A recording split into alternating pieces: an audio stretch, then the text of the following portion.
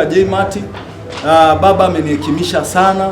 Sasa hivi yule mwenyekiti wetu ananiheshimu kupita kawaida. Kwa hiyo nakushukuru sana baba. Nimetoka kwenye kesi ya kudaiwa milioni 30. Sasa nadai milioni 200. Nina nyumba mbili pale Moshi mjini zilikuwa zitaifishwa.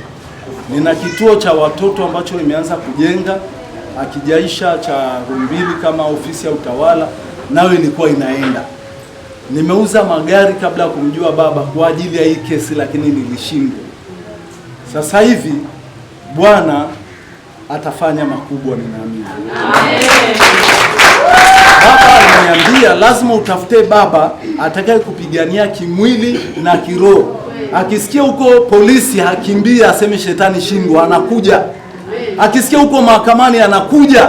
Akisikia umeonewa anasimama. Baba huyu ni baba mzuri sana. Bwana.